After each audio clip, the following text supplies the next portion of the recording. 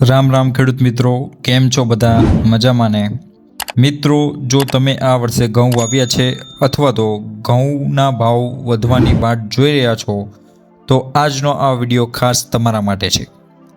અત્યારે આખી દુનિયામાં બજારમાં ઘઉંમાં કંઈક મોટું રંધાઈ રહ્યું છે અને એના સમાચાર એવા છે કે સાંભળીને તમે પણ એમ થઈ જશે કે ના ભાઈ, હવે ખરેખર તેજી આવશે। મિત્રો, મોટા મોટા નિષ્ણાંતો અને અંશુમાન તિવારીજીના રિપોર્ટ શું કહે છે ખબર છે? છેલ્લા 4 વર્ષમાં પહેલીવાર એવું બન્યું છે કે દુનિયાના મોટા રોકાણકારો હવે ઘઉંમાં તેજી આવશે એવી આશાએ મેદાને પડ્યા છે। પણ સવાલ એ છે કે આ તેજી આવશે કે કેમ? એના 5 મુખ્ય કારણો ઉપર આપણે નજર કરીએ તો પહેલું કારણ છે ખાતરની અછત। આવનારા 6 થી 8 મહિના સુધી આખા વિશ્વમાં ખાતરની ખેંચ રહેવાની છે, એટલે ઉત્પાદન પર સીધી અસર પડી શકે છે, એટલે ઘઉંના ભાવ વધી શકે છે। બીજા કારણની વાત કરીએ તો કુદરતનો પ્રકોપ। આ અલી નીનોએ અને યુરોપમાં જે કમોસમી ઠંડી પડી રહી છે તેના કારણે પાકને ભારે નુકસાન થવાની બીક છે, તેના કારણે પણ ઘઉંના ભાવ વધી શકે છે। ત્રીજું કારણ છે રશિયા યુક્રેનનું યુદ્ધ। હજુ પણ ઠંડુ પડ્યું નથી, એટલે યુક્રેન જે દુનિયાને ઘઉં ખવડાવતું હતું એનો જથ્થો આ વર્ષે ઘટી જશે। યુદ્ધના કારણે તે ખૂબ જ મોટું નુકસાન ભોગવી રહ્યું છે। ચોથું કારણ છે દરિયાઈ માર્ગ। માલની અવરજવર મોંઘી થઈ રહી છે અને અઘરી બની રહી છે।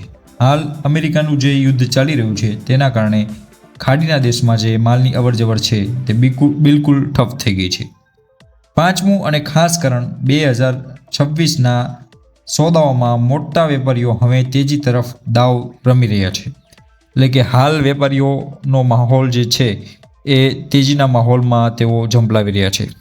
તો ખેડૂત ભાઈઓ, આ બધી જ વાતો સીધી સંકેત છે કે વિશ્વના બજારમાં ઘઉંના ટૂંક જ સમયમાં મોંઘા થવાના સંકેતો જણાઈ રહ્યા છે। જો દુનિયામાં ભાવ વધશે તો એની સીધી અસર આપણા ભારતના અને આપણા ગુજરાતના માર્કેટ યાર્ડ પર જોવા મળશે। બાકી તમને શું લાગે છે, આ વખતે ઘઉંના ભાવ ક્યાં જઈને અટકશે? કોમેન્ટમાં જરૂરથી લખજો। જો તમને એવું લાગતું હોય કે ભાવ વધશે તો કોમેન્ટમાં હા લખો, અને જો એવું લાગતું હોય કે ભાવ નહીં વધે તો કયા કારણોસર નહીં વધે એ પણ કોમેન્ટમાં જણાવી શકો છો। બાકી મિત્રો, આવી જ માહિતી આપણે આપણી યુટ્યુબ ચેનલ પર મૂકતા હોઈએ છીએ, તો ચેનલને સબસ્ક્રાઈબ જરૂરથી કરી લો। અને એક વિનંતી છે કે વિડીયો ગમે તો લાઈક કરવાનું ભૂલશો નહીં, અને અન્ય ખેડૂત મિત્રોને પણ શેર કરો જેથી તેઓને પણ આવી માહિતી મળતી રહે।